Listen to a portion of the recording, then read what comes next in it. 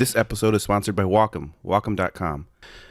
Baby, won't you lay down and listen to my podcast? If you don't, now I'm gonna kick your ass. Hey everybody, welcome to another episode of Face the Truth.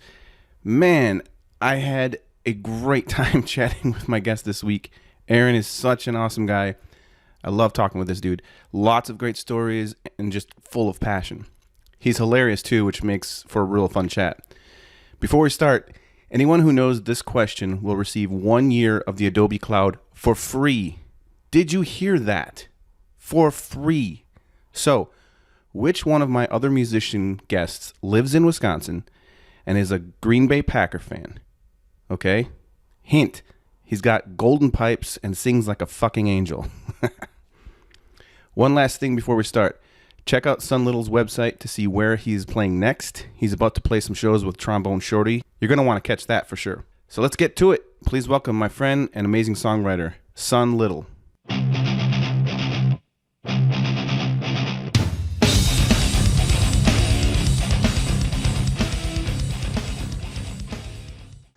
Cool, man. All right. That's awesome. So we're rolling. Cool. So, hey, man, thanks for doing this. This is awesome. It's been a while. When was the last time? Yeah, I was just thinking. It was like maybe a year ago when you played Chicago? Chicago, that was end of 17. Oh, okay. Wow, it's been way longer. Yeah. Dude, that was such an awesome show. So much fun. Thanks, man. You know what's really funny is so I took my father-in-law came with me and he was blown away. And then I brought my friend and his girlfriend with, and man, I was having such a blast. I'm like just grooving into every single song. And then at one point I'm like recording, and I'm like, I gotta show, I'm gonna show this to everybody how awesome Son Little is. I didn't realize because I was singing along with you, right? And I had a lot of wine. And and then I put it on Instagram. I'm like, Son Little's killing it. And then I got home and my wife's like, you got to delete that video. It's so bad because all anyone could hear was my drunk ass trying to sing the voiceover. Yeah, it was terribly embarrassing. Oh, it's kind of good, man. I want to see it. Oh man, I'll see if I can find it. If you can dig it up. I might have deleted it, but I'll see. That's good. You're into it, dude. I was totally into it, man. No, seriously, I love your music so much, man. It's awesome. And I just saw too that you did a song with what's her name, Mahal. Diva Mahal, yeah. Oh, Diva, yeah. That's amazing. Is that something you just released? Yeah, it just came out yesterday. Wow, it's that fresh. She reached out through her manager, and I was kind of like, I had sort of just finished touring, and I was starting to think about working on the next record, and and you see you go through these things sometimes with, especially in LA. I had just moved to LA, and so people were like, trying to get me in these writing sessions, and you go to these writing sessions, and it'll be lots of talented people in the room sometimes, or one or two.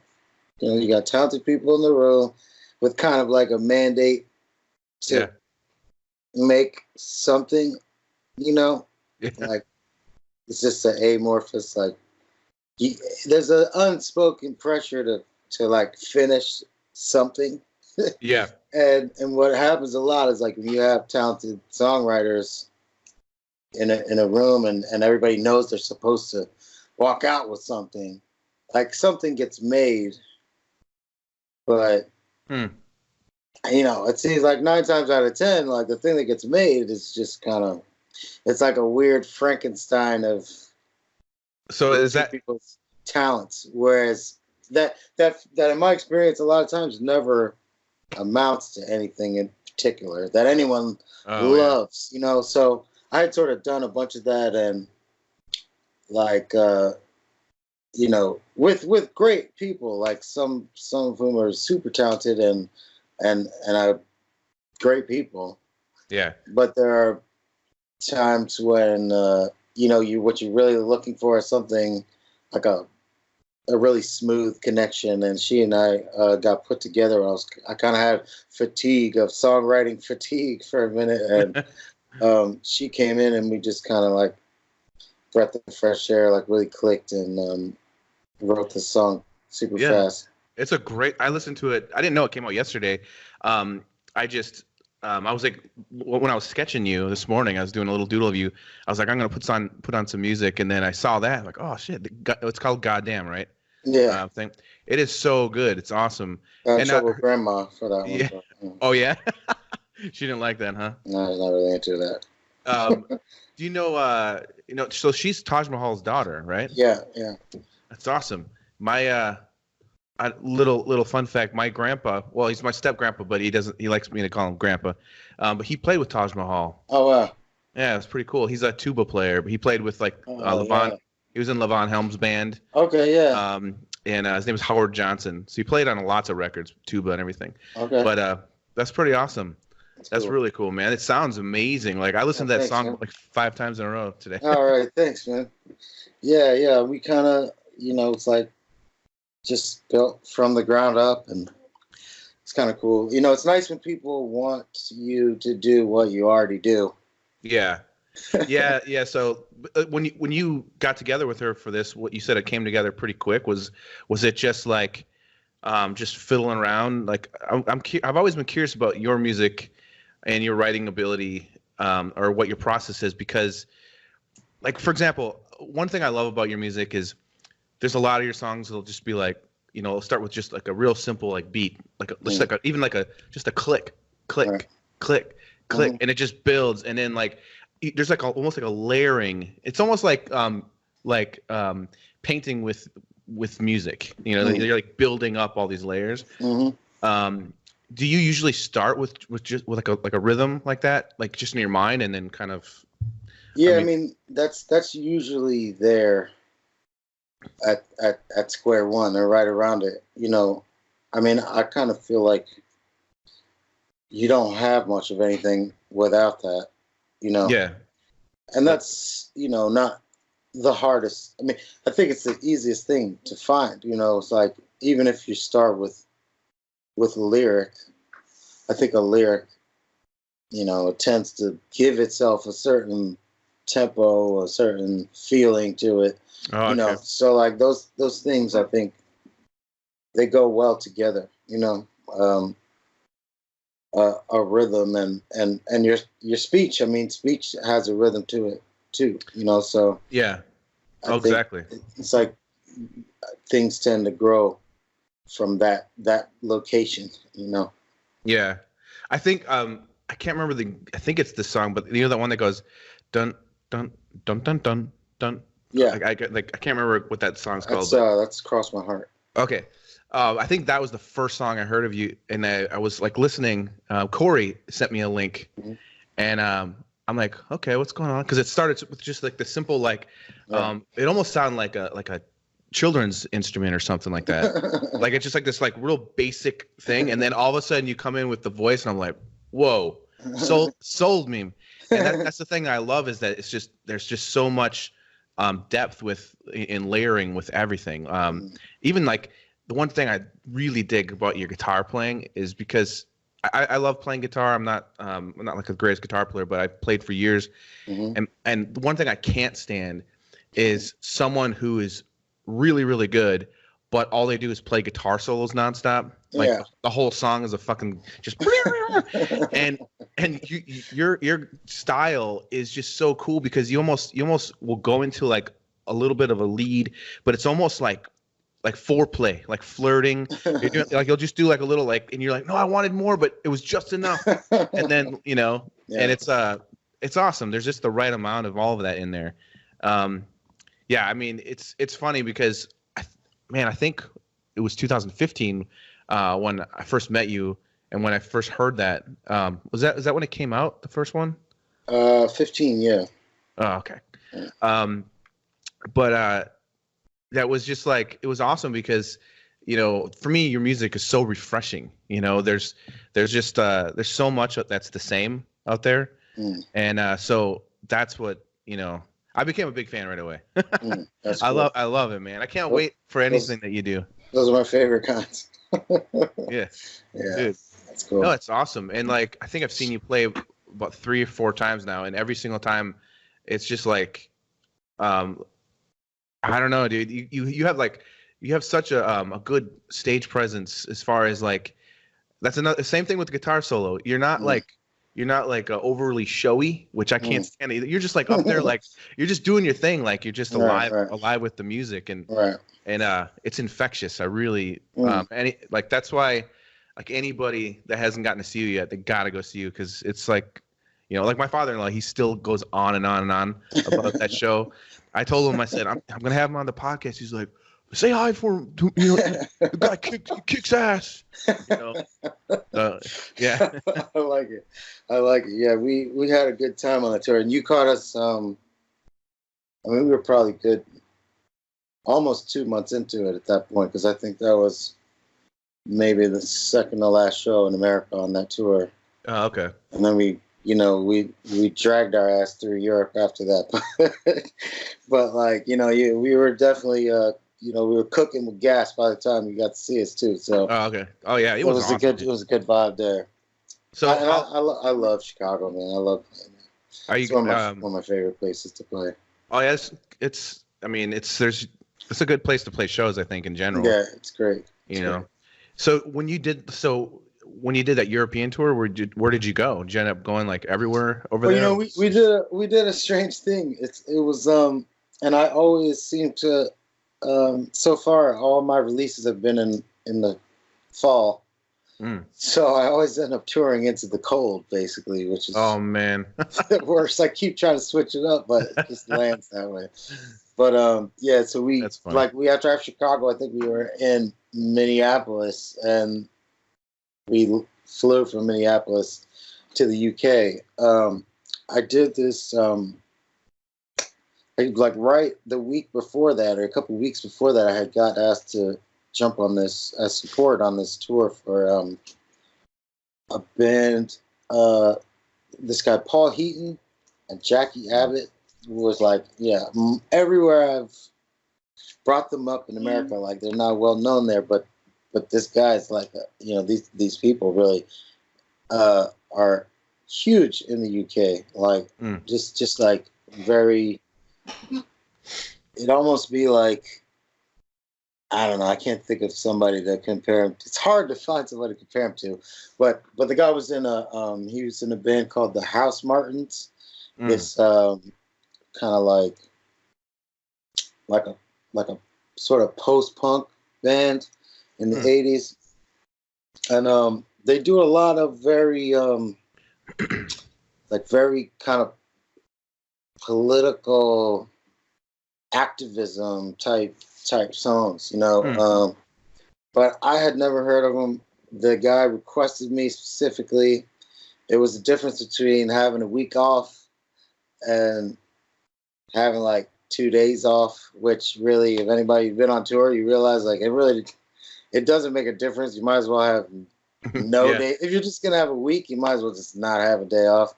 Yeah. So we decided to do it, and this tour took us to, of course, like we went to London and we went to you know, Manchester, a place that people are often familiar with, but you know, we went to Glasgow, where I had not been before. We went to a place called Wolverhampton, you know, like these places that like where you know, our opener on that tour where you saw me was Jade Bird, who I don't know if you saw her, and she's, you know, completely awesome. Amazing, and we were all just like, you know, any minute now, Jade Bird's gonna blow up. Any minute now, like you know, like they're just gonna come grab her off the tour. But we were talking to them, and I told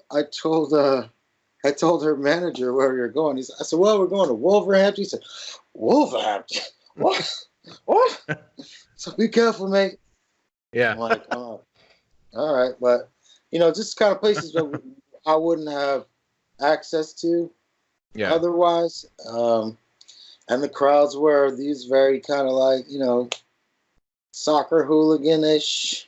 Yeah. I mean, it's stereotype, but that's what it looked like. It looked like we were at a soccer match, and the fight was about to break out. No, they were great. no strangers to fisticuffs over there. Liverpool, yeah. We were in Liverpool, Liverpool. And we played in front of 10,000 people in Liverpool after that. Jeez. So, it's just very strange experience, and I'm one to go for strange experiences. So I said, well, let's try this, and it was really great, actually. I mean, very tiring, but we did like two weeks in the UK doing that. Really cool, just like completely different audience. And how then, did they react to your guys? Really well. I think once it get past the kind of shock for them, it's just like, okay, well, who's this? You see, the band will walk on, and then you see me walk on. It's like, well, who's this? Who's this guy? Who's this guy? It's very strange. So I think people would stare at me for a little while. Like, who's this little black guy with the guitar?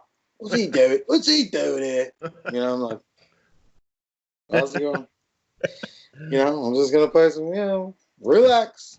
Did you ever go up to the microphone and be like, cheerio? The next song, mate. You know what? I gotta tell you, I mean, there's some rough characters in these rooms, man. I was like, I don't want to test out my Cockney accent in here right now.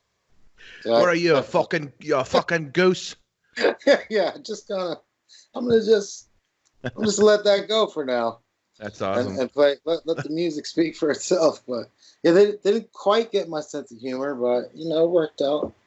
That's awesome though. But that's really cool though, man. Like that's one thing I like about doing art in general is, I mean, like I've gotten to go places too before I draw pictures, and so I grew up in the middle of nowhere in North Wisconsin and, and never thought one day I would be in Europe or different places I've gotten to go because I like to draw, it's just it's the coolest thing in the world, and to be able to do it with music, just going, I mean, you played in, I think, did you tour Australia as well? Yeah, a few years ago. Because, I mean, I've been to Australia, but it was like, I think it was 2010, and that place is crazy. It is it's awesome.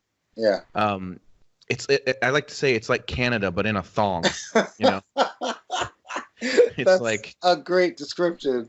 Yeah, it's like the nicest people in the world, but they're greased up too. Oh yeah. And I've never heard so many women in my entire life say the word cunt before. No, you're like yeah, it's so weird. Yeah. But I loved it though. Off the tongue. Oh yeah. I was like I was there for a couple days, and I was there doing some art stuff, and then a bunch of artists were all hanging out at this bar. And I just started laughing, and they're like, "What?" I'm like, "You guys are hilarious." And they're like, "What are you talking about?" I'm like, "You guys like." I said something like, "Let me give you an example. So this is what you guys do. I'm gonna go to the fucking grocery store and get some fucking this and a fucking that and a fucking that. You cunt and you fucking this and you fucking that. And we need some fucking Cheerios and some fucking milk." And that's just a little kid talking. Like it's like. And they're like, what? Because I never heard so many. Yeah. Like, I don't care about swearing, but I just never heard that before in that way, and it was so funny because they're the nicest people in the world. And I got invited just walking down the streets. One time, this person came up and she was like, "Oh, you're American, and want to come hang out?" And we went and hung out in their apartment. They made food, and we just, really awesome people. Yeah. Yeah, and I got this one time. We were at this art show, and this older guy goes, "Come over here," and I'm like, okay, and I'm up for whatever, and he's like, "You want to hear a joke?" And then he just tells me, I don't even remember the joke now. All I know is he said every curse word you could think all of. The stuff, yeah. And I was just in there. dying. I was just like, I don't need a punchline. Yeah, we're good. No punchline. Punchline is Australia, basically. Oh yeah. In a good way. No, it's. Well, I don't know. I guess when did you go to Sydney? Oh, I landed there, but ended up going. I spent most of my time in Melbourne. Okay. Melbourne, All right. Melbourne. Melbourne. Yeah. But yeah, you got to go up to the northern area, right? Yeah. That was totally different experience. I mean, you go from Sydney, where I ended up spending, I think, 5 or 6 days in Sydney because I had 2 shows there. And like the contrast, in Sydney, when I was there, they had just instituted a curfew. I mean, I guess, people were getting too drunk. So they decided to set up a curfew at midnight. And I mean, this will be shocking, but it didn't work at all. I'd say it completely backfired, I guess is the way I would put it, because people got together earlier, got more drunk before they went out. Then they got even more drunk once they went out, and then they had to go home. So they're all walking around, just super drunk, like hallucinating level of drunkenness. Where I mean, 10 minutes, I saw more women pissing in the street than I've ever seen in my whole life before that. I was like, is that chick? Hey, are you all right? Oh, no, you're okay. You're pissing in someone's front porch. That's all right. Cool. Oh, my God. Hanging your ass over the fence. Oh, my God. Like, okay. So you're good? So you're good. All right, cool. I'm going to keep going. But to go from that to like, I mean, just incredibly wild shit. But to go from that to, and I also just comparing the size of the bats, I think is the way that I look at it. Like, oh yeah, Sydney has bats like this. Like where I live, the bats are like this. Yeah. Sydney's bats are like this, and then the bats up there are like, what? They're like that. Are you serious? They're like big cats with wings. Yeah. No way. And that's sort of the. What do you mean? I mean, when you say this, you mean that's how tall they are? That's like the body part is like. What? Yeah. No way. Yeah, really. No, really. I want to be making this shit up. Like I want to be like, no, Jason, I'm fucking with you. I'm exaggerating. Bullshit. So not really that big. But no, they're fucking that big. So did you like lock yourself inside? Like how long were you there for? I was up there like 3 or 4 days. And you know what? Kind of. I mean, there's bats, there's crocodiles. Oh yeah. You can't swim. Like there's a beach, that you can't swim. Well, like no one swims. Yeah, why would? Because these crocodiles are right there. Like you can just see them. They're just right there. They're just waiting for you. Like, and crocodiles. Have you ever seen a crocodile close?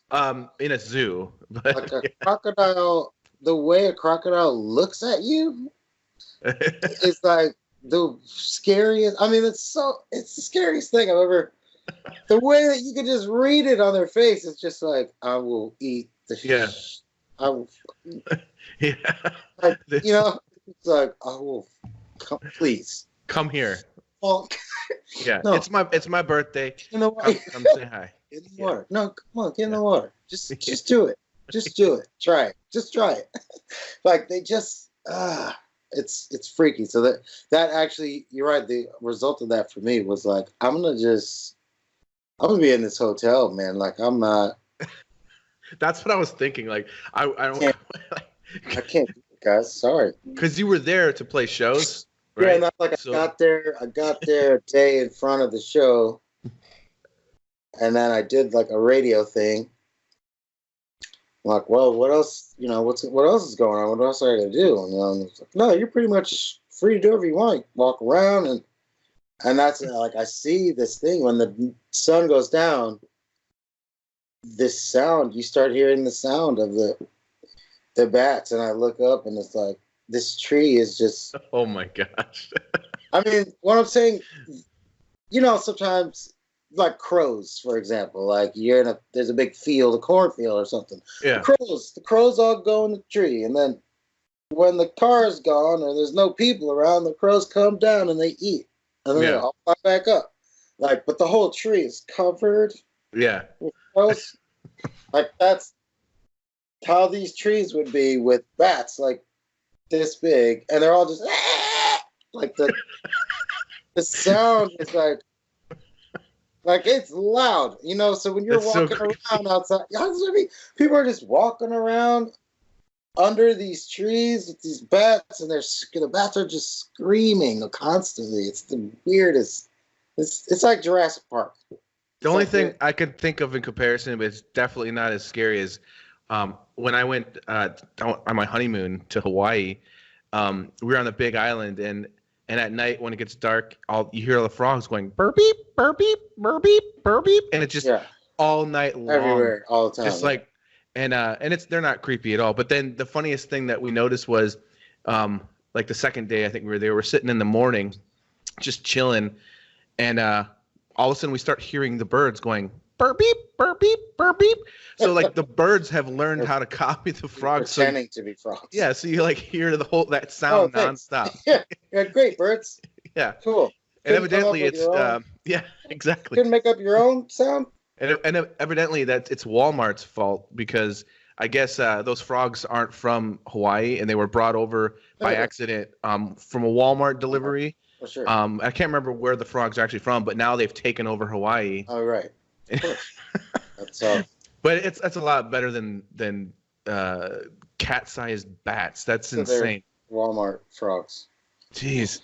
So Walmart brand frogs. Basically. Did you get any new song material from being terrified by bats and crocodiles? I mean, I ended up writing a bunch of stuff, which now like some of it landed on the last record, and some of it is actually on this next one that I've been working on. So it worked out. I mean, yeah. I guess if I was there long enough, I might get used to it, because people there clearly, that's the reality. But that's just so weird. It's so strange, that like no one ever, why would I have known that before? No one had ever. No one mentioned that before I went up there. I mean, I know that people have like phobias about things like that, like bats. People are afraid of bats. Yeah. Generally speaking, so you would think maybe someone would say, just in case, like, hey, look, I don't know if you have a bat phobia, but you might not want to come here. Well, I have I guess I would call it a phobia of rodents. Like, I can't stand rodents. Rats. I hate squirrels too. I call them tree rats. I'm not a squirrel guy. Yeah, and like I hate taking my garbage out because there's always going to be rats around in Chicago. Yeah. But when I went to Australia, one of the first things, this guy took me to this park. He's like, "Oh, I want to take you to this park. It's really cool. And it's at nighttime." And he takes me to the park, and he's like, look at what's all in the trees, and there's like these weird rodent things that live in the trees. And he's like, you can go up and you can pet them. I'm like, fuck that shit, not touching these things. They're like these weird rodent things they're kind of like a raccoon mixed with some weird thing. I know what you're talking about. And they're just hanging out in the trees, and people are like, yeah, you can go up and you can. I'm like, no. Well, why would I do that? What kind of person do you think I am? Yeah, there's a lot of intimidating wildlife there. Oh yeah. The spiders and poison snakes. Bugs. The birds even are they're just kind of, I don't know, just aggressive, like the attitudes, like there was one point where I was trying to have this peaceful walk, up there, and I was like, this has been a really great trip. I'm introspective. I'm looking out at the water I can't swim in. And then there's this bird, kind of actually really a pretty beautiful bird, but objectively has this brightly colored. But I looked at this bird, and it was just standing over there a few feet from me. And I'm like, God, why is this bird fucking looking at me like that? Like, what the fuck? Like, it's just like, again, it's just the aggression. Like, it's just looking at me like. Did you just feel like you're like on the menu all the time? I'm like, bro, like, what the fuck, man? I'm trying to chill and have a moment here, and you're fucking staring at me like you want to fucking, like you want to go. You know, like, Yeah. that's just like, you want to fucking, what? You want to fight? Like, you're a little ass bird, don't you? And that's why I'm like, you know what? I'm just walk over here, and I start walking, and it's following me.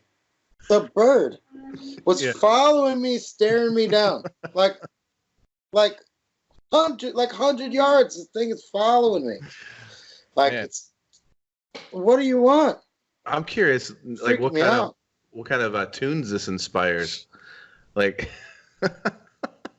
I mean, to be real, the first one I wrote was up there was Kimberly's Mind, which is like pretty angry, kind of the jealous lover jam. I think maybe I was funneling. I also wrote this song called Charging Bull, which is probably another sort of like aggro anthem. Like now that you mention it, I think it kind of helped me, tapped into some of that reservoir of anger I have inside me. That's funny. Yeah. It's a very unnerving place. I mean, it's got to be there's got to be something to that, for lots of songwriters, just like I mean, everything is influencing, I think, I mean, it could be too much of a good thing can also be a bad thing when it comes to being, being too comfortable. That's true. Can like I always think of it like if I have too much time for a deadline, I tend to like not get on it as much.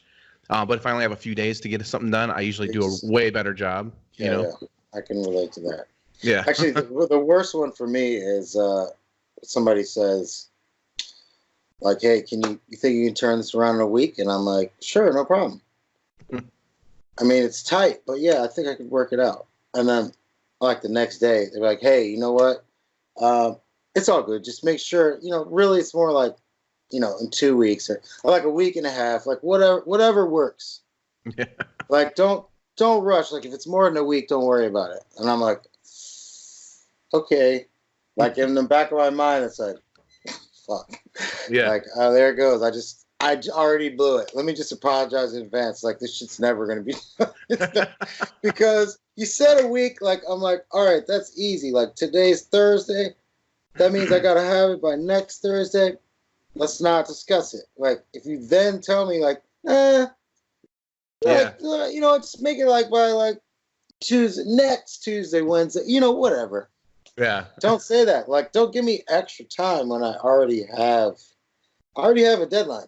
Don't give me more deadline because that I'm gonna go too far.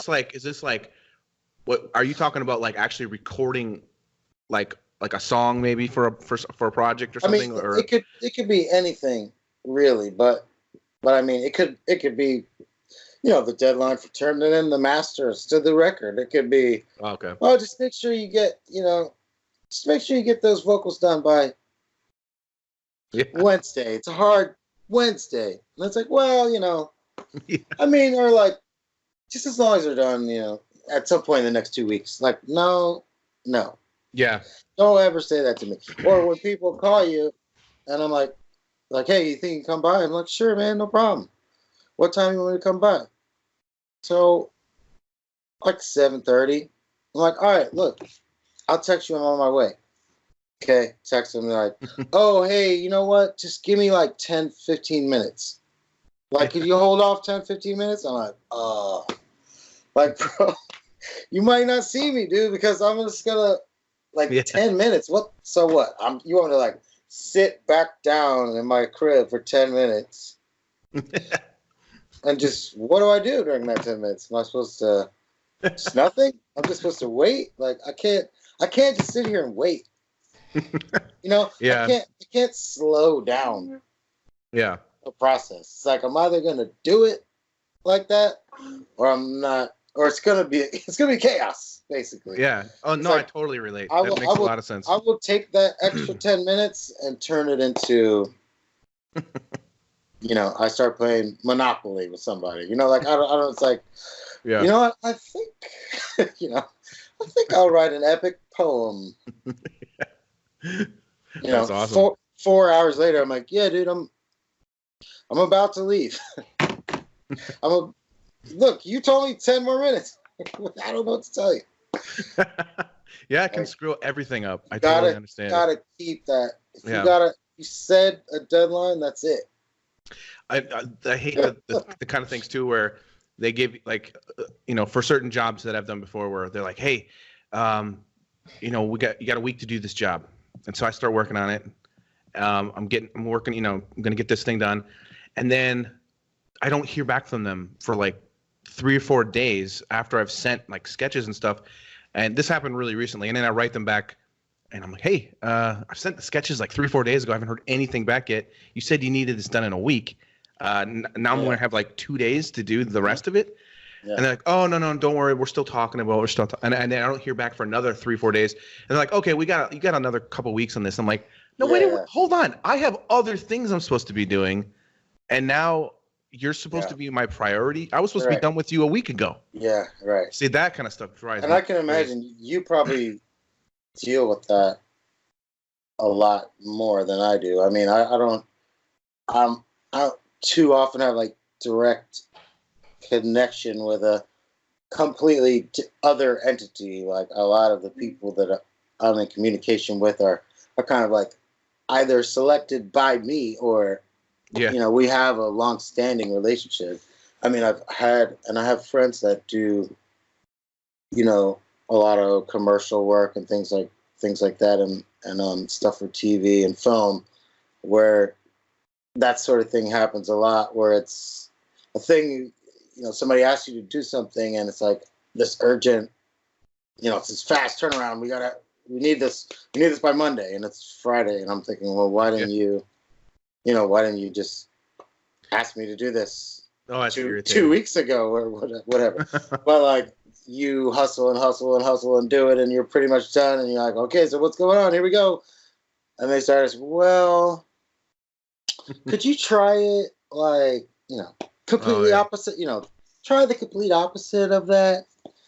And you're like, well, what happened to the urgency? And then you realize that was all kind of a put on, but trust me, it's frustrating.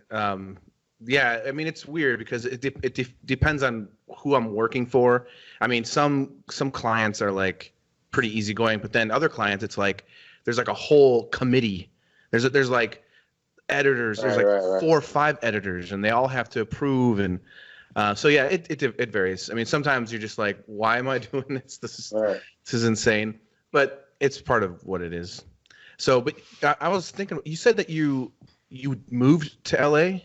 Yeah, like you're there now, or you're on the East Coast now, right? At the moment, yeah. Oh, but you did move there, okay. Yeah. And so that when you were talking about the collaboration thing, is it like certain creatives have projects where they're trying to create certain things and like, oh, this guy, he's really good at songwriting and this is that kind of what you're talking about? Because I was just thinking about it. Like I don't know if I quite understand what he's talking about. Yeah, there's a lot of different ways I think that it happens, which is, I think it's kind of cool. It's one of those things where it's like the best thing about it and the worst thing about it is that, there are sort of these, you get into these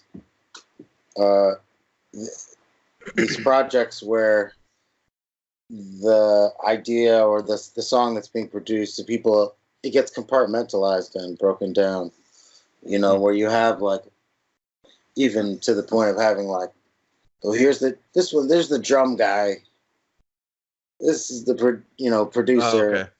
Here's the lyrics person, this is the the melody top line person, and then the artist is maybe not even there, you have that, but in these cases, it's more a little simpler. Like a lot of what I have seen a lot more of is just, a producer or a beat maker or or even the flip side. And I think one of the interesting things for me has been, because I'm sort of I have my hands in all these different parts of the process, because everything I've done on my own pretty much, I wrote, I produced, I played everything, and I'm the artist. So I get approached from different angles. Some people are coming because they're attracted to the sound of the production. So they're looking for me as a writer or as a producer. Other people are coming from a production background, and it's my voice that appeals to them. So they're trying to, add my voice to something that that they're working on or that they want to create.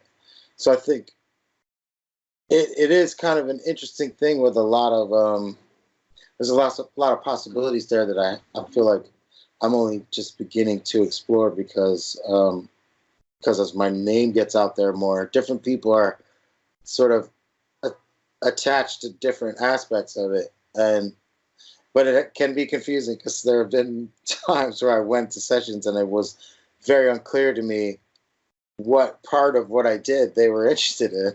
So I would walk in, I might walk in thinking I was going to produce the track, realizing they just wanted me to sing the track, or I'm thinking, oh, you want me to sing, and really they just want me to write, and someone else is going to sing it, Weird. So sometimes it's led to some like odd conversations where like the reality of the situation is in flux almost. We're like, oh, I thought I was supposed to write a song for you.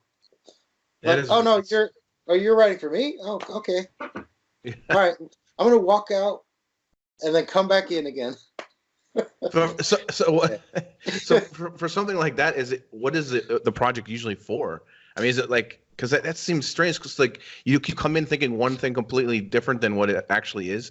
I mean, that's got to be. It's a good question. I mean, and I don't completely know how to answer it. And there's been I've had some moments, some sort of strange moments where I realized, this thing wasn't what I thought it was. And like, okay, so like, do I still want to do this? Do I walk out? Well, it's got to be difficult too. Just like, I mean, it's funny. It's like, I think it's weird how people like in the more corporate kind of realm think like an artist can just do whatever on cue. Like what if all of a sudden you're not feeling like nothing's coming, nothing's coming to you, and no, you're supposed to sing, man. Like. Okay. That's funny. I think some people are better at that than others. I mean, I haven't had too many instances where I felt like my abilities completely deserted me, but I definitely can relate to being in that kind of scenario where it is a little more corporate driven, and just feeling like I'm not that into it, Yeah. And so it's a disappointing feeling, Yeah. Well, I mean, it's got to be hard too. Like if lyric wise, like if you go into some meeting, like, I need to write lyrics like right now. Yeah. I mean, I did that years ago in my punk rock bands. I was in this band, and they were I came in later. They were already recording the album when I joined the band. So I helped record like half the guitar tracks. And then one day we're in the studio and they're working on this song, and like, hey, we want you to sing this song. And I'm like, I've never done that before, And then and they're like, also, we don't have any lyrics for this song. Could you want to also? So yeah, and we were recording the song. We're in a real official studio. It's not like in a garage, and we have a timeline here. Yeah, right. And so all of a sudden, I'm like, what's the song called? I can't remember what it's called now. But and what's it about? It's like, oh, I don't know. Like, here's the first part that Brian wrote, and I'm like, so I listened to it, And so I'm like up in the room listening to it, just like trying to come up with lyrics, you know. Yeah. and I was just in a punk rock band. It wasn't like right. I was even making good money off of it or anything, but I remember freaking out then. Yeah.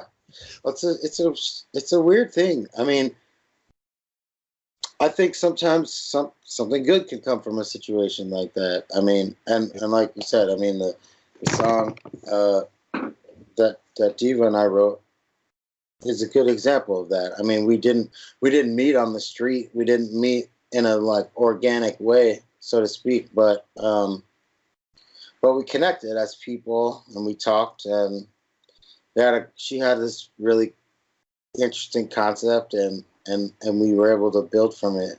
And I've had some other experiences that, you know, where it was positive, and we did end up making something that I loved, you know. But yeah.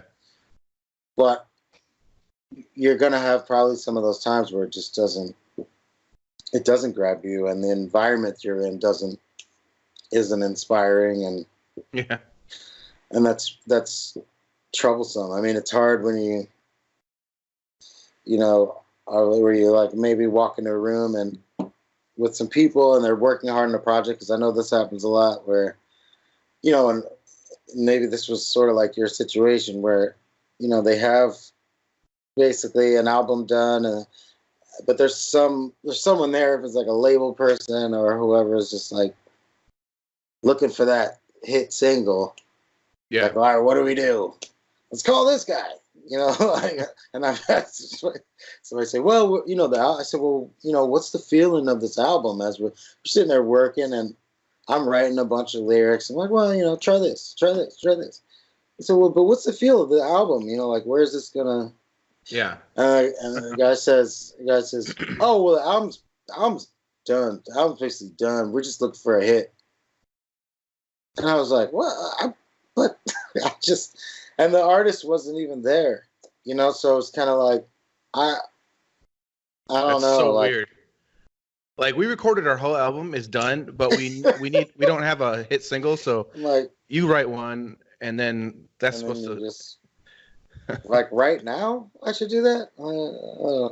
I don't know. I mean, I think you know, maybe they're out there, the people that, and anybody who might be watching this that is looking for a hit.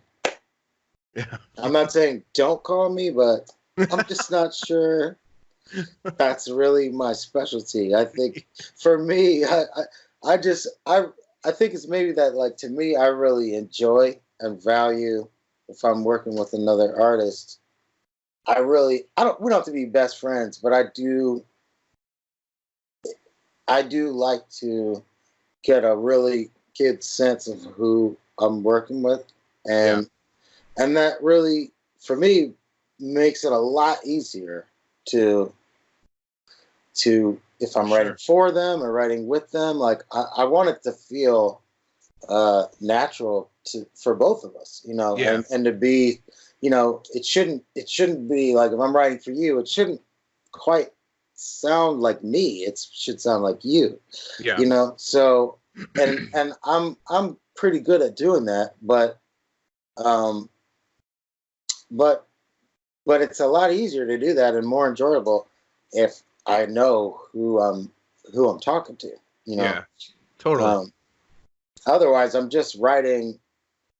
Yeah. Either I'm writing in my style, and then you're doing me, or, you know, I'm writing what I think. Yeah. What I think you are, without any. Well, it's funny. That reminds me of, like, you know, before the Black Keys exploded, I remember the first time I heard one of their songs in a commercial, and I was like, "Well, that's so weird." Yeah. Like, it's very strange, you know, because I just wasn't used to that. And then all of a sudden, their songs were on all kinds of commercials, TV shows, whatever. But what I've noticed, like, in the last couple of years, which I think is really funny, is you'll hear it'll be like a car commercial with it sounds like they're trying to be the Black Keys, but they couldn't get the Black Keys, so they just hired someone to be like, I need you to write something for this Chevy car commercial that Oh, sounds yeah. like, you know, Yeah. Yeah. Yeah. you know, something, and then like, You just there did you it, go. man. Yeah, there you go. You nailed it. You nailed Yeah. it, Jason. But isn't that funny though? Like, Let's it's just like, let's put that down and shop it around. You know, I think we got there we go. something. All right.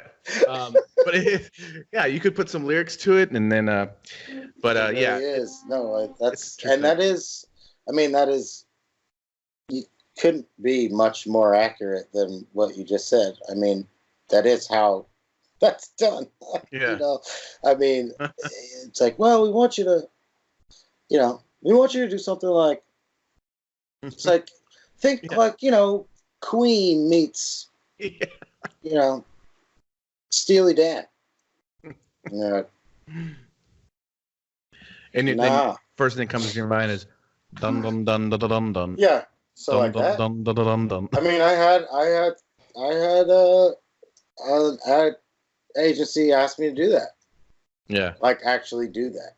Where, I mean, I'm not ashamed to say it was like for a commercial. I was like, well, yeah, I'll do it. Yeah.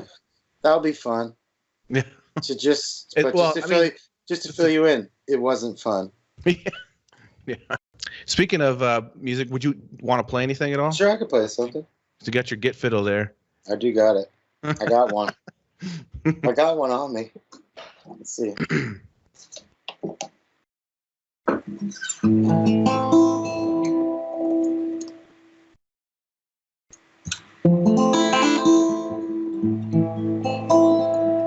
That sounding all right? Yeah. I turned the volume down just a little bit. I think it sounds good. I'll play one from the new one. All right. Awesome.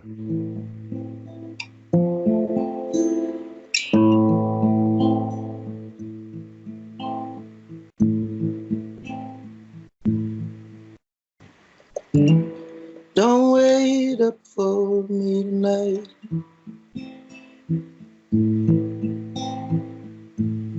Don't wait up for me tonight. I'll be all alone, but I won't be home. I'll return without a dime. So don't wait up for me this time. Don't wait up for me today.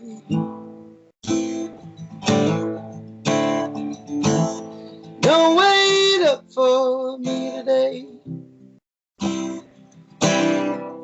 I'll crack up in the rain. I won't be the same when I come back through the gate. So don't wait up for me, no way.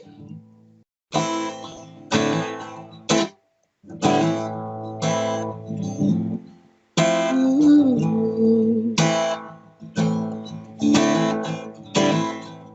Ooh, ooh, ooh, ooh.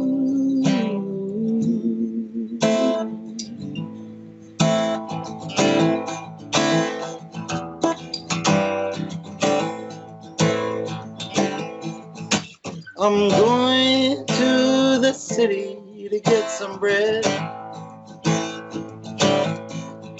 and I'll be back to our farm when I can. I wish it weren't so. Wish I could stay, but I gotta go instead.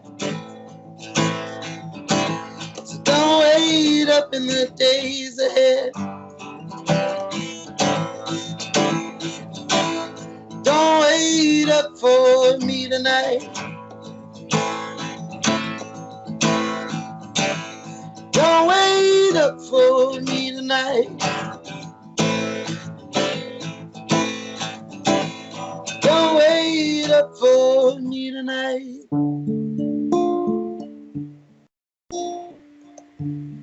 Don't wait up for me.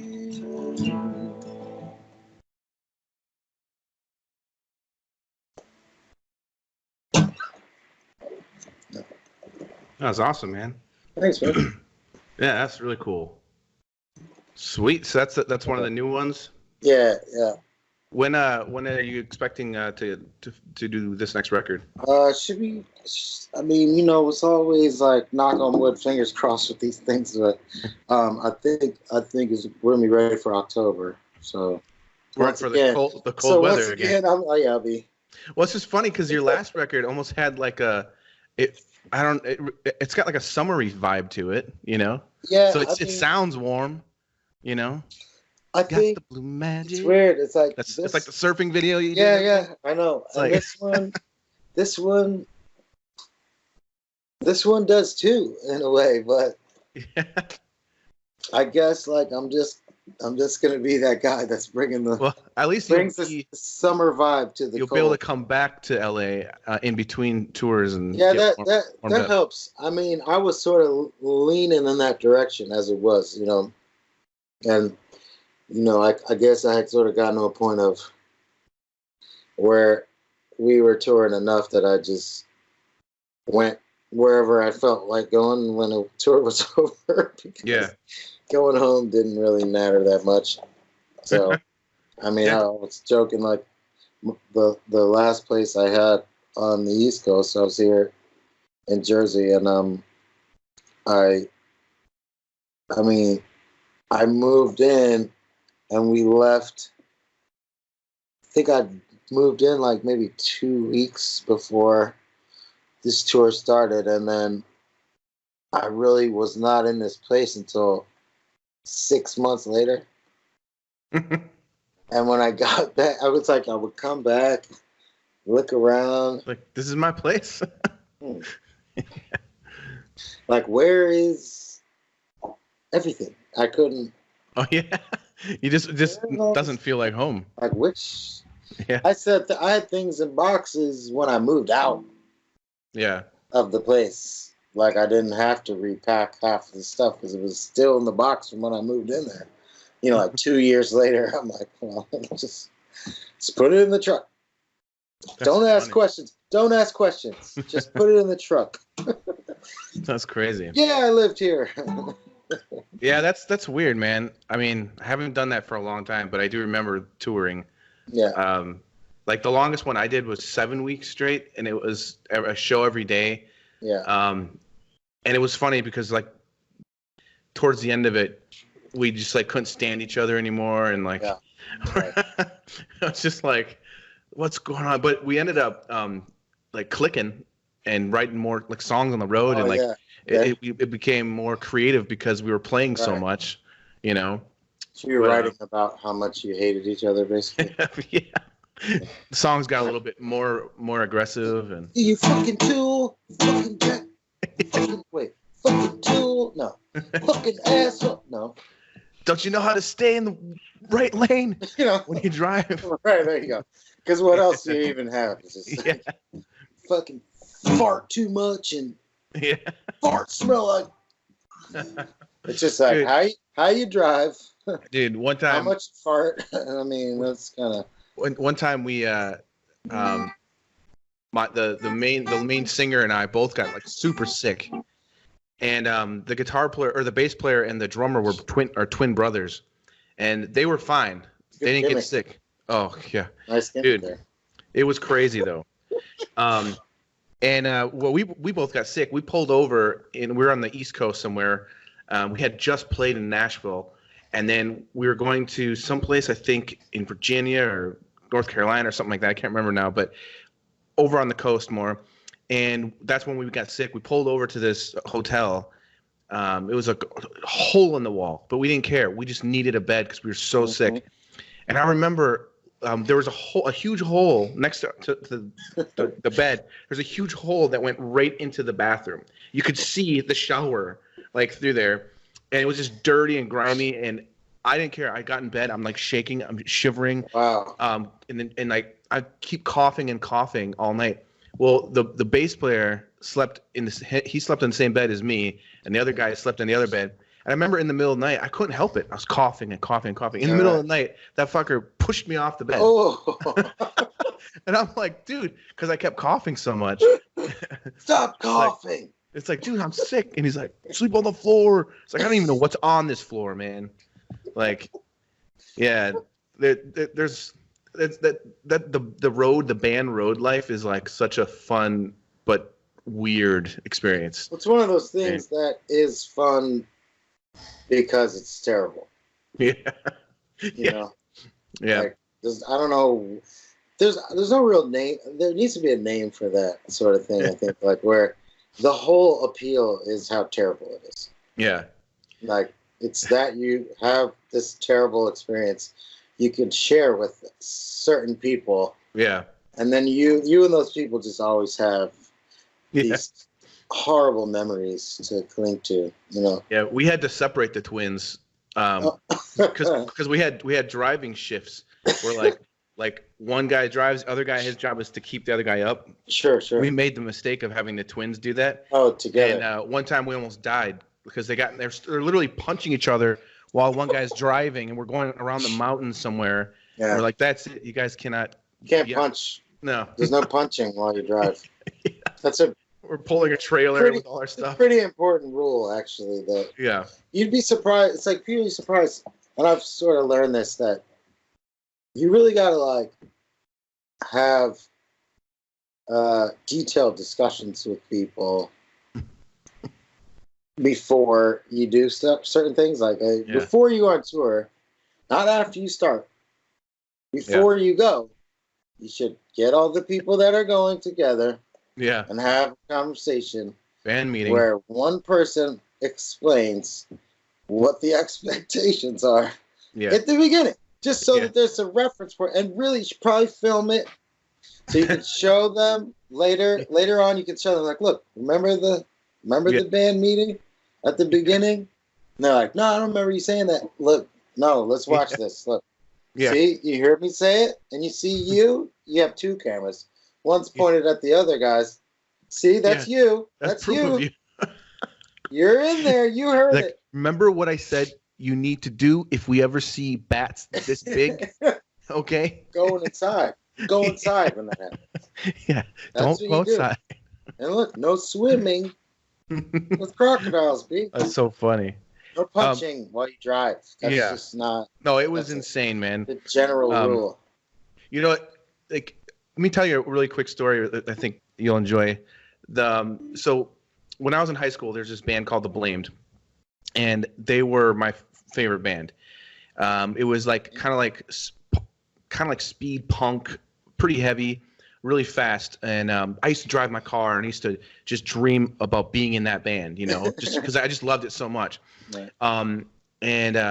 You know, you just kind of like driving around, you just sing the word. I mean, it's like, oh man, I wish I was on that stage doing this song. And then a couple years later, I moved to Chicago. I'm in this other band, and the guy from that band, The Blamed, comes to our band practice. Oh, nice. And I knew who he was. Yeah. And I was like, what he's here? This is crazy. So and he ended up knowing one of the other guys in the band, and I had no idea. And afterwards, he comes up to me and he goes, "Hey man, I really like your guitar playing. I've got this other punk band called Left Out. You want to be a rhythm guitar player?" I was like, yeah, you know, it sounds pretty awesome. I was like, "What's the deal?" And he goes, "Okay, well here's the thing." He goes, "The rest of the bass player lives in California somewhere, I think Santa Cruz or something like that, and the drummer was I think in Michigan, and we're not going to be able to get together and practice together, but if you can learn," he had 2 records out at the time. He's like, "If you can learn all the guitar parts by Friday," he gave me like a list of all the songs, then, you know, I'll take you to DC. So the first show is going to be in DC. And I was so excited because here's the one thing that he didn't really know. I learned how to play guitar from listening to his other band. Oh, wow, perfect. Because I would put the CD in and I would just like play with it. And then, so I just, every day, I just like learned all those songs, even learned some of the solo stuff. Yeah. And just was like, I was just like on the money, just like bam, bam, bam. Just, I'd stop, just, you know, just, I was so pumped. I get together with him, with the band, everyone but the drummer. The drummer wasn't there yet. And we had one band practice and he was like, "Dude, you nailed it. You're in. This is awesome." I was so nervous, so excited. We fly to DC. I meet the bass player for the first time. And before I met him, the guitar player, the singer of the band, everything, he said, "Now, just so you know, you're not 100% in the band. It really depends on if Brent likes you or not. Uh-oh. And I was just like, oh shit, okay, That's not good. yeah. So Brent, huh? yeah, and so we're playing in this small venue, and we were opening up for this band called the Huntingtons, which are basically like a Ramones sounding kind of band, except faster. And then this other band, 121. Yeah, faster, and they were really, really good. And I was fans of both of those bands, so I was super nervous because this is like my tryout basically. And so we're in a small space, and not only did I learn all the songs, but I've performed before, so I like to move around, and I like to get down. I don't, I like to rock. So I'm like getting down with it, and like song 2 or 3, I unplugged the bass player's cord by accident. And he kind of pushed me a little bit. He's like, what the heck, man? I'm like, oh, shit, I'm so sorry, dude. So sorry. And I'm like, now I'm feeling like really bad about this. Like, this guy hates me because he gave me the worst look and everything. And we only have a couple songs left, and I'm playing. And like, I think it was like the second to the end of the song. I did it again. I unplugged his pedal again. And he put his foot in front of me, put his hand on my back, and he slammed me to the ground on stage in front of everybody. Just bam. And it was the most humiliating, terrible thing ever. And I was just like, so were you down there trying to fix it, or no? I actually left. I got off the stage. I felt like I'm out of the band. This is the worst experience of my life. I'm embarrassed. No. And then afterwards, he comes up. He's like, "Wasn't that awesome, man?" And he like that was so cool. And I was like, "What?" Huh? So then the craziest thing is, I'm like, so I'm in the band, and they're like, "Yeah, man, you're awesome." I'm like, "Oh." So then we go to this people. They're like hosting us. They're at their house, like this family, and it was Christmas time around that time, and in the yard was a nativity scene, and they put me and Brent in the room together. And I'm like, great, this is the guy that like body slammed me in front of a whole crowd of people. All of a sudden he goes, "Hey, I'll be back. I gotta get something." And he leaves the room. I'm sitting there trying to sleep, and he comes in. He went out to the yard. He unplugged Mary from the nativity scene. He brings her into the room. He plugs it in, and then he sleeps holding the Mary all night long. And so that was my first experience. Plugged in? Yeah. Like hold it like a light. Yeah. Slept with a light. Yeah. Whoa. Yeah, it was weird. And that was the beginning of my experience touring and all that kind of stuff. It was so you stayed on that tour. Yeah, and then helped. Did you have to like unplug him every night just for a show, or like yeah. All right, here you go. Here's your moment, dude.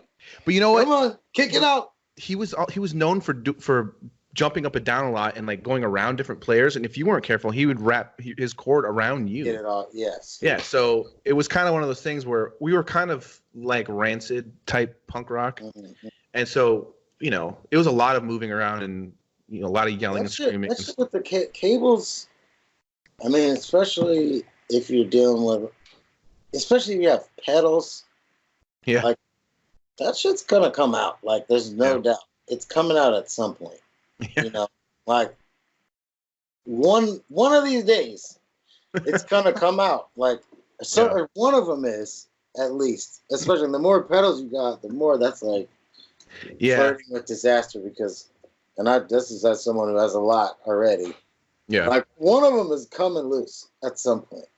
And then it'll mess up everything. And really, hopefully your best case scenario is it's the one that's attached to your guitar or it's the one in the end. But a lot of times it's not. It's one of the little ones in between.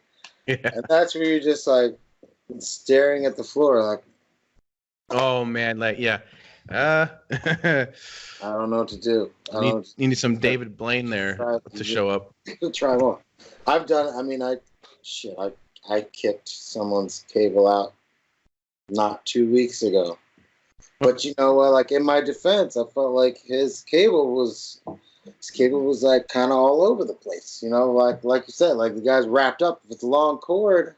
Yeah. Shit happens, like I'm trying to move around. I'm moving like, yeah, man, it sounds good. Except, what's up with your guitar, dude? I don't hear anything. Oh, I know what happened. I kicked your cable out, didn't I? Fuck. All right, cool. I'm going to bend down and put it back. Nice. Okay, great. Yeah. Nobody knows that, right? That's the great thing about playing in bands and touring too, is you just don't know what's going to happen from night to night, show to show. Like, it's crazy. I mean, it's for us, like, what we were a punk rock band, and that record that we did was called For the Working Class, and I didn't name it that. I have nothing to do with it, but apparently a lot of skinheads thought that we were a skinhead band because it was called For the Working Class, which makes sense. I get it now. I understand why. At the time, I didn't. Socialist band, dude. There was a couple times where like mean-looking dudes would show up and start throwing shit at the stage and stuff. No, we just like to play punk music, man. Yeah. Yeah. So this, I don't know. I really, I'm glad I have the memories because there was a lot of fun times, man. Yeah. It was cool. It's, it is. It's like you learn to enjoy it. You have to have a certain temperament, I guess, to really enjoy the nightmare that touring is. Yeah. And I think I miss it. I think at every level. I mean, I've been on some buses, even though we don't. My outfit doesn't really travel that way. But at that level, I mean, it's still a fucking nightmare. I mean, it's just. I mean, for me, in a way, that's more of a nightmare. I'm a very I'm a morning person, basically. So the whole bus tour, I think, is kind of geared towards the night owl even more. Yeah. Where the only way you're gonna sleep is between 3 a.m. and whenever you have to go to the venue. Yeah. So between 3 a.m. and 11, that's where your sleep is. And for me, my body clock is the sun goes up, I'm up. You just wake up right away. I just wake up. So if I go to bed at 4 a.m., I wake up at 8, which means with that kind of arrangement, if I'm on tour, if I'm in a bus for 2 months, that means I'm pretty much going to get 4 hours of sleep a night for 2 months. Oh. And that's I'm not a doctor, but pretty sure that's not very healthy. Yeah, that's probably not pretty good. It's not very good for you. So, I'm definitely, I do better in the van. If I can sleep in a van during the day for a couple hours, so I'm actually, I do better with that, but either way, I mean, it's very hard.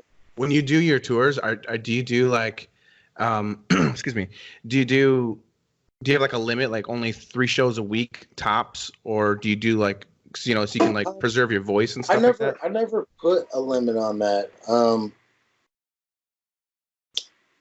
It's funny. I was just asked that for the first time maybe in a while.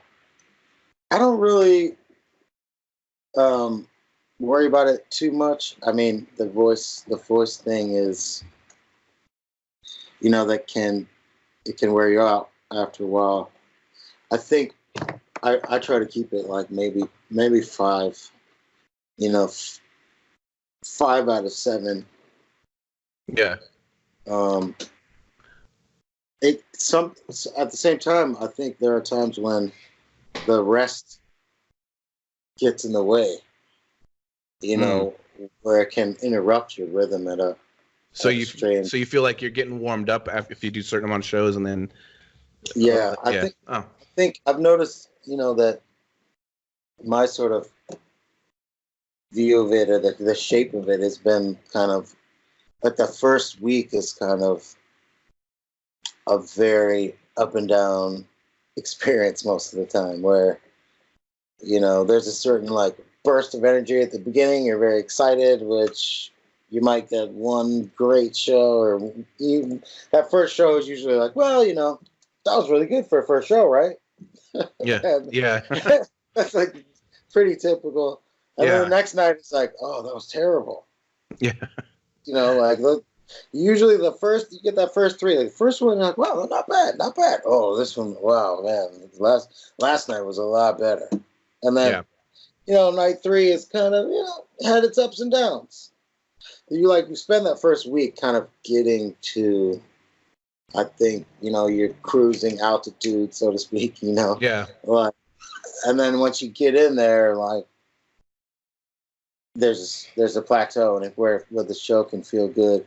I mean, the travel part. I mean, I always think we usually mark. I like a mark on the calendar, where's 10 days, because it's like clockwork to me. It's like 10 days in, people start acting super weird. Like, just starts right then. Like up to that point, people are basically just seem like normal people, and then 10 days, like something happens on day 10.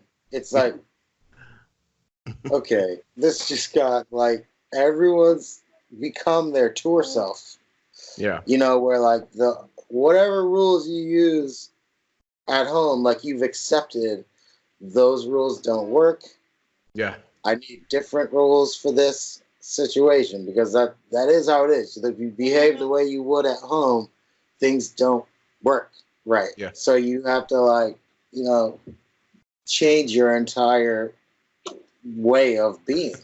And I feel like that is the point where on the road, it's that tent. It's like you literally, I could wake up that day like, here it comes. I can feel it.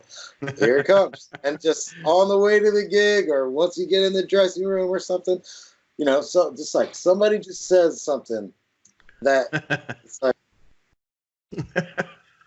yeah, something clicks or snaps more like, yeah. God, are you kidding? Who the fuck? It's like, who the fuck is this guy? Did your did the guys in your band go with you to California, or do you kind of have a my drummer that I played with the last 4 or 5 years, he's in San Francisco now, so he's out there. I still got guys on the East Coast, so we've been kind of flying into places lately, but I haven't. It's really since that show where you saw me in fall of 2017. We've only done short. I'm lying a little bit. I guess we did 2 months last year on support tours.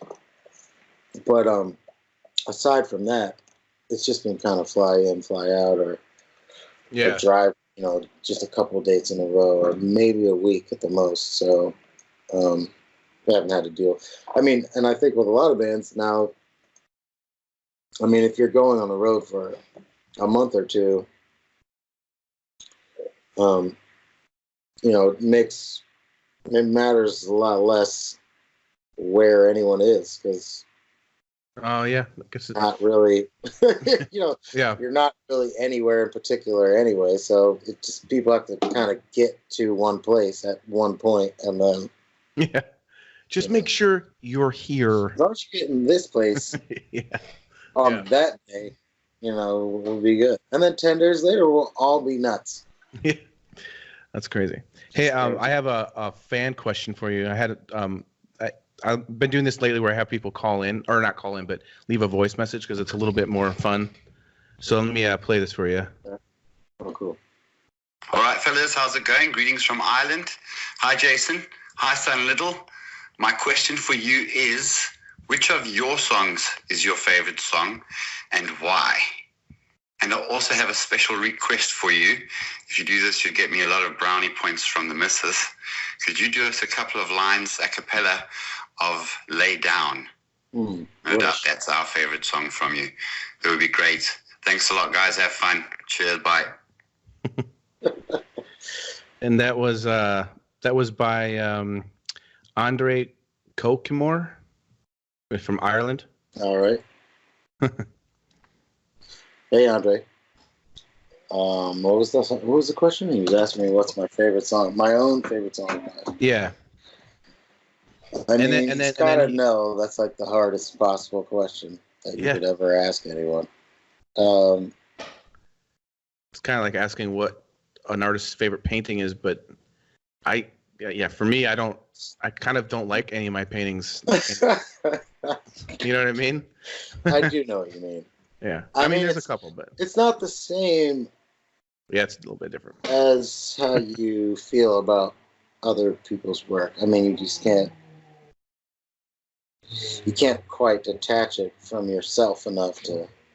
I mean, in a way, like I listen to my own music, it almost doesn't make sense to me in the same way.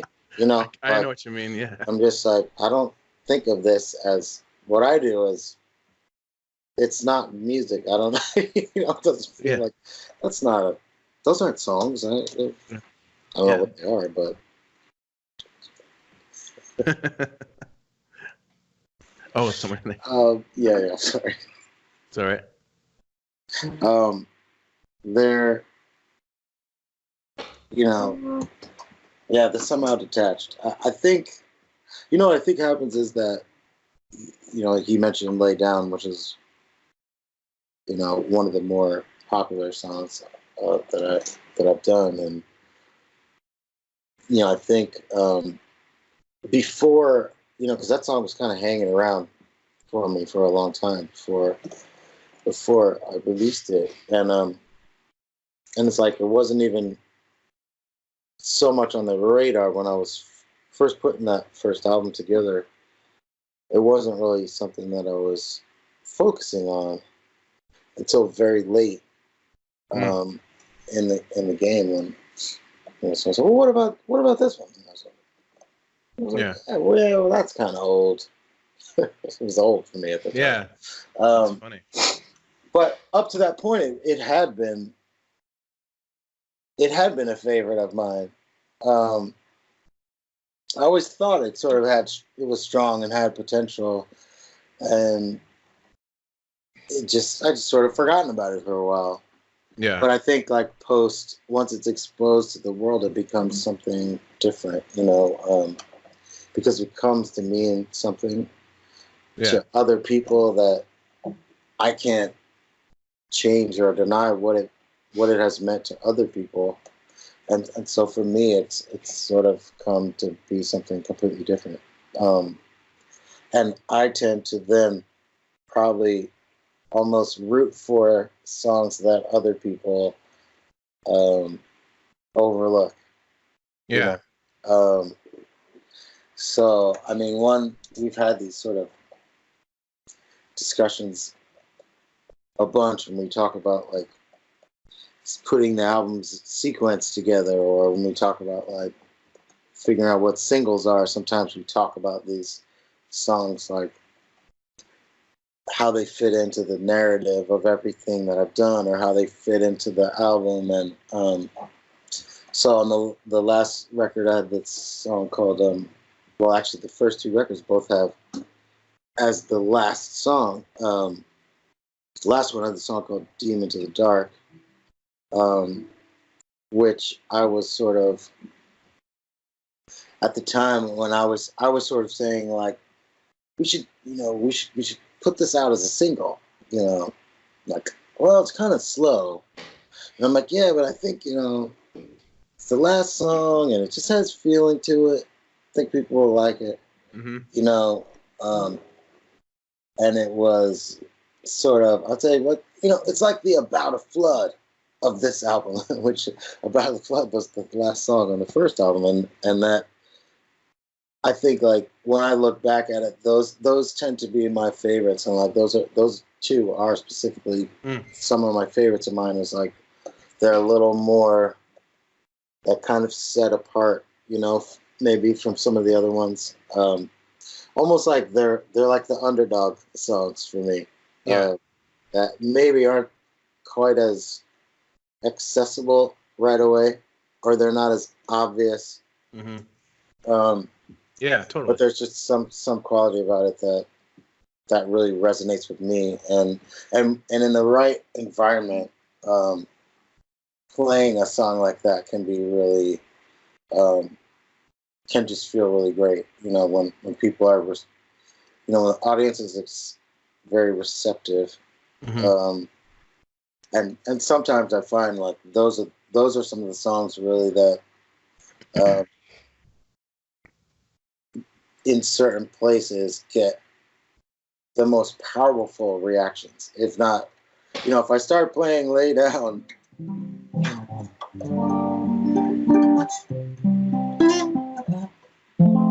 like by the time I get here, a lot of times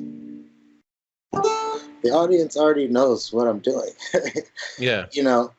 And that's cool. And you get a reaction, but that can be loud and boisterous, and people talk to me while I'm playing it, and that's a lot of fun. Yeah. But when you have a room that's got a lot of really focused people in it who are really engaged and want to listen, and maybe added to that, like have really studied this record well, or you've studied your music very well, so that like no one is talking, no one is on their phone, and everyone knows, or at least has heard everything that you've done. Then a song like that, like A Demon to the Dark, is kind of, the reaction has there's a power to it, because it's almost like I think they have absorbed the material to the point that they kind of understand better who I am and what it was I was trying to say, So it's almost, I almost feel like they can detect how deeply connected you are to that music, and that it's like you can feel that in the room. So sometimes I like those. There's songs that like I forget about. I mean, I say that those are my favorites, but I will play a show and the show's over. Yeah. And then somebody's like, "You didn't play Demons in the Dark." And I'm like, "Oh, yeah, damn. Like, that's crazy." Because I meant to. We talked about it. Or I'll have it on the set list. It's written on there. Like, you look at it. I'm like, oh. But I just went right past it. It's easy to forget sometimes. Or if I'm in like a rock club and it's like super rowdy, like I'll just be like, nah. Yeah. It's not even, I'm not trying to fight this room. You know, I want to like. Yeah, you got to read the room. Yeah. I'm not fighting this struggling, wrestling with this room tonight. We're going to just, Yeah. Yeah. That makes perfect sense. Yeah. That's awesome. That's cool. I can honor this guy's request. He said a cappella, though. I don't know if he. Well, I don't think he knew. I think you can play a good. I don't think he knew. Hey, here's the deal. I think he just wants to get laid. So if you can help him out, I think that he'll be very happy with that. Okay. Fair enough.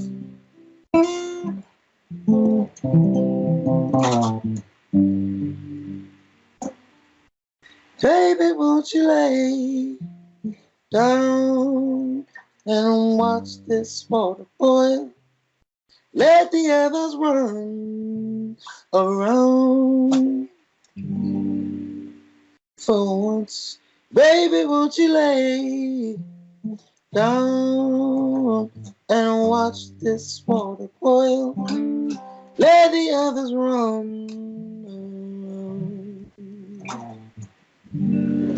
Just this one. Lay down with me one moment. Let me ease your worried mind. Lay down and drift a moment. Let's not waste any more of our precious time. Baby, won't you lay down and watch this water boil? Let the others run around. For once, baby, won't you lay down and watch this water boil? Let the others run around. Just this one. Just a taste of it. Hopefully that works. No, that's awesome. Yeah. That's awesome. Thanks, man. Thanks for doing that, man. So you ready to see some artwork of you? Oh, yeah. Done by some peoples out there. So let's see here. Just adjusting my level real quick. So yeah, let me know if you can see the screen. I'm gonna share the screen here, and then Is this your what's that thing called?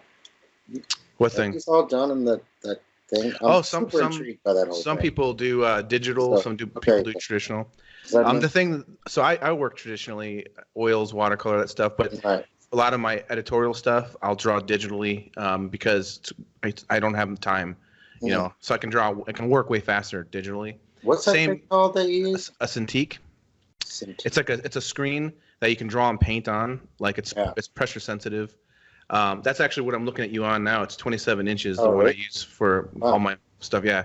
Okay. So I can, draw pretty huge on it. It's pretty awesome. That's cool. But yeah, a lot of the people that send in artwork, some of them I think are traditional, some are digital. Right. But let me know if you see this.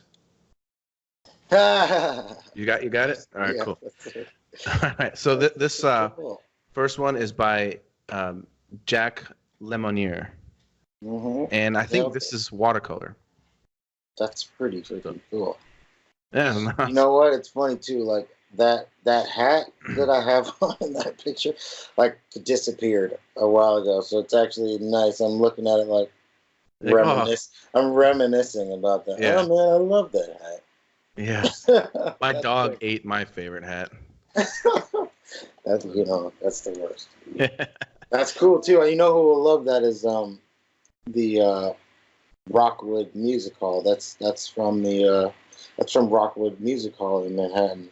Oh, cool. And that background is very I would say it's pretty much iconic at this point because a lot of people, a lot of big shows are there, and it's like a kind of an important room. So you see that a lot. That's pretty cool. Oh, that's awesome.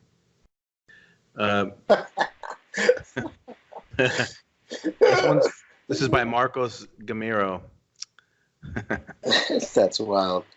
Yeah, and just so you know, I basically just put out there to fans, do a drawing, a painting. They can do caricature or realistic portrait, or whatever. Yeah. So I never know what people are going to hand in. What? It's funny. It's almost like in between. Yeah, it is. Painted there's very some well. Super real aspects of it. Yeah. and others not so real aspects. But it's cool. Cool.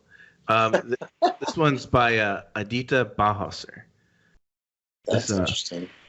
She went for the dark one.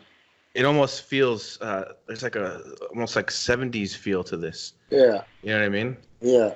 Like a fuzzy velvet. Yeah. This one's actually done by a friend of mine from the Netherlands named Wouter Tulp. And he told me something cool about this. As an experiment, he set his brush so that you can't blend anything. Yeah. So it's you can only use solid colors. And so you have to pick the correct color. You have to pick the color before it. Yeah.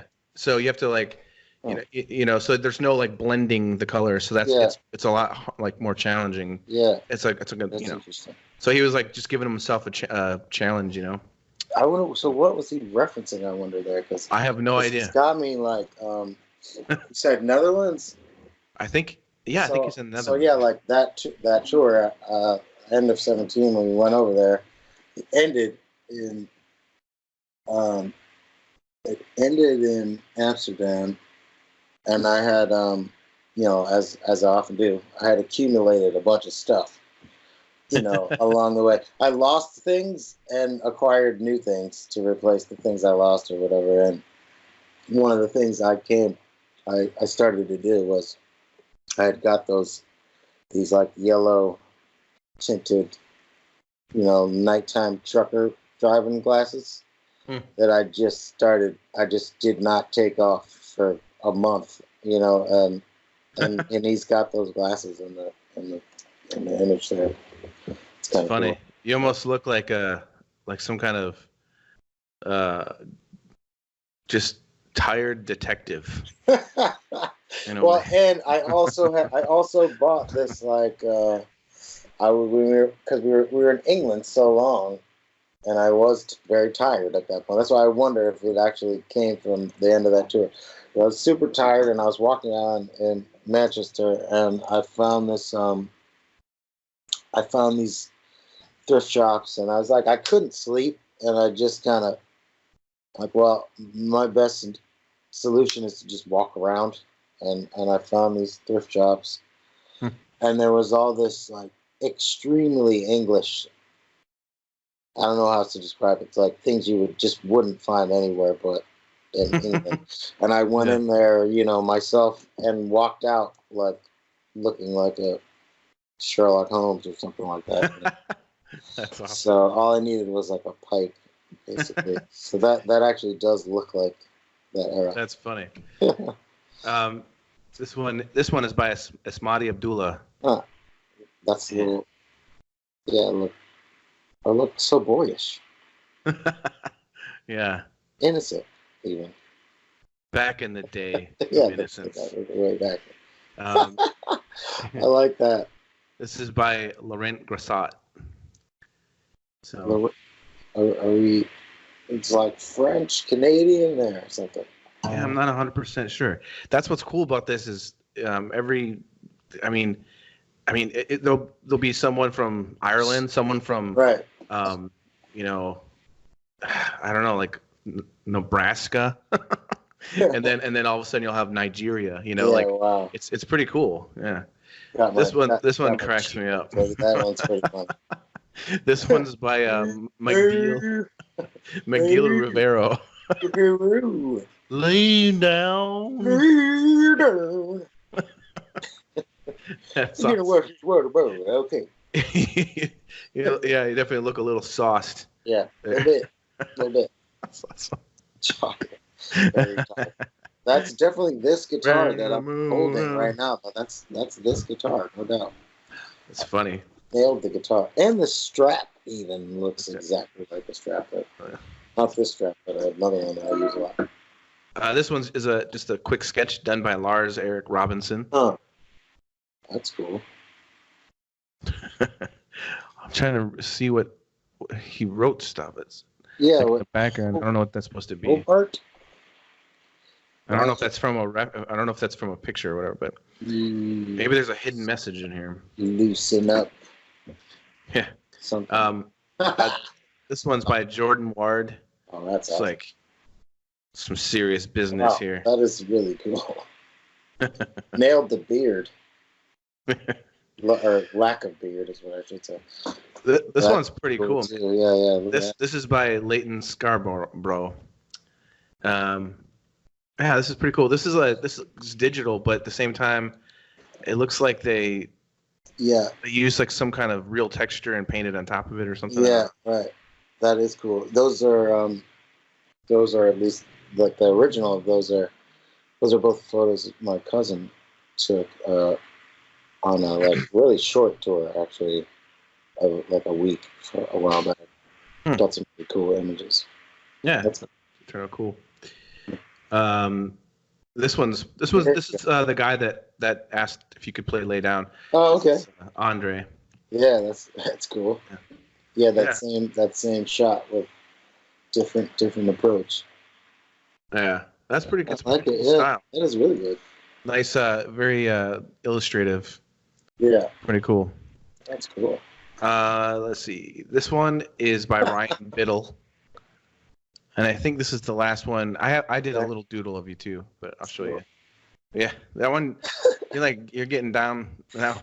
Yeah, that's that one is from a shot from actually again that same tour in Seattle. Yeah, I was doing my thing that night. So let's see. So this is the one the sketch I did of you this morning. Yeah. It's all cheekbones. Yeah. I had some fun with it. I was trying to have fun with the like cartooning your hat a little bit, and then right. and then yeah, it was a lot of fun. I got up this morning and I was like, I should do a little doodle of him because I didn't, but So then what did you use to do that? I actually did this on my iPad. Okay. Wow. Yeah, just it did it, kind of did it quickly. It's just like a sketch, but I sent this so you could see. Can you see this screen? Yeah. So my iPad automatically records. Oh wow. So I thought you'd find it interesting. I can kind of go through here. You can see. Jeez, man. Like just like that. Okay.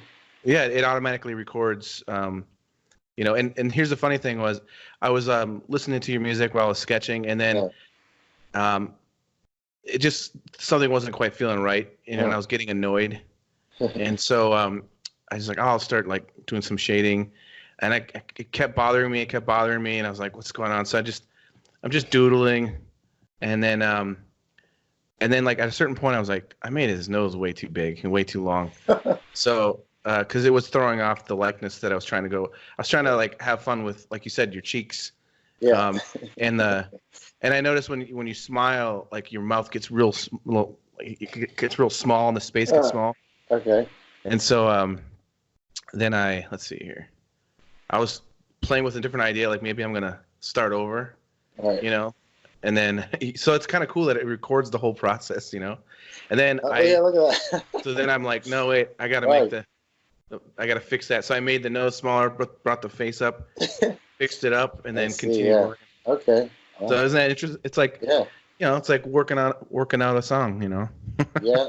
Yep. That is kind of what happens. Is you go down a path, and then sometimes you get to a point where you're like, oh, nope, this was the wrong path. Yeah. And then it's how do you fix that? I mean, do you go over what you already did? Do you get rid of what you already did? Do you start over completely? Those are the little decisions that kind of make it all. Oh yeah. Come together, Let's see here.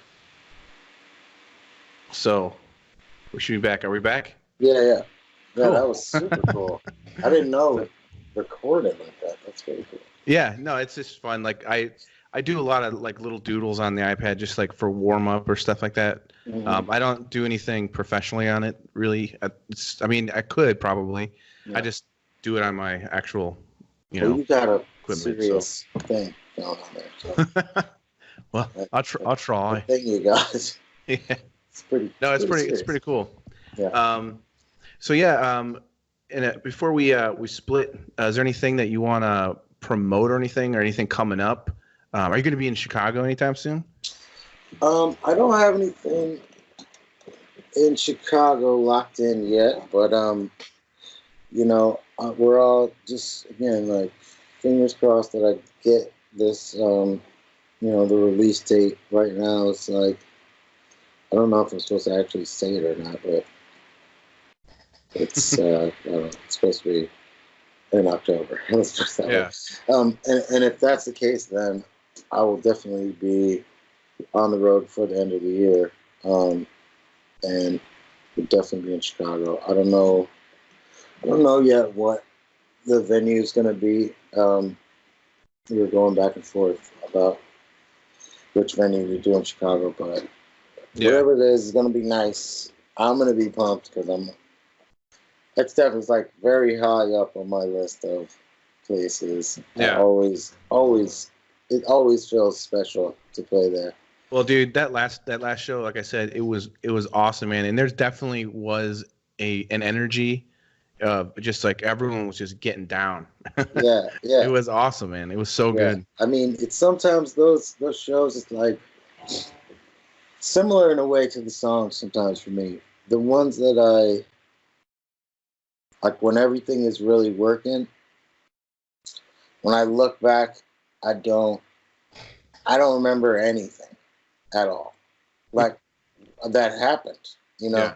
I remember like being backstage, I remember like hanging out with you guys after. Yeah. I remember what I did after. That show part, I couldn't tell you the first thing about it. I don't remember anything about it. You know, Well, it probably just blends in because you're playing so many shows. It's just True. like, True. you know, you're in the zone. But there are, Yeah. but then there's the ones that don't go well. I could probably tell you exactly, Yeah. you know, what was wrong with it. Like, well, first of all, There were bats. you guys all, Yeah. you guys all fucked up, Yeah. and it threw me off. Yeah. That's awesome, I man. don't remember the rest, but no. But that show was really, really on point, and it always is. I miss. I mean, I think I told you that night. Like, it's one of those things. Like, I was glad. I'm glad and grateful, like, for all the progress that I have made. But, like, I can't lie. Like, I kind of miss. Like, I miss Shubas a little bit. Yeah.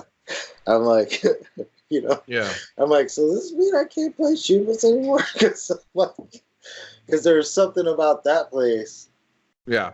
that, Oh, totally. you know, It's like the intimacy of it. something you know? about it, and it had a vibe, that place. Like, I like walking through the crowd and going behind the bar to go down into the green Yeah. room. It's like, yeah, you gotta go behind the bar. You know, I'd be like, yeah, it's in the green room. And then the guy would be like, the new guy would be like, where's the green room? I'm like, it's behind the bar. Yeah. Like, what? Like, where? Like, no, you gotta go. You literally have to go behind the bar, like Yeah. the bartenders. And That's so funny. it's just little things like that. And of course, I was just talking to somebody the other day about down in the Shubas green room. There's everybody's posters on the wall, and it's basically a penis museum down there. Everyone just drew Speaking them of all art, yeah, there's a lot of drawing down there. Like every time I've been there. If it's just why, just like That's a funny. note to people, if you think you might be playing Shubas, don't like have your poster where you're like Yeah.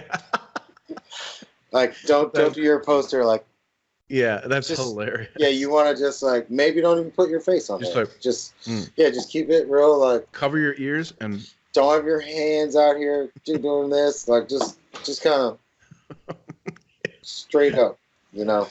that's You awesome. don't want to give them the ammunition, because they're going to get you at Shubas, still, no doubt.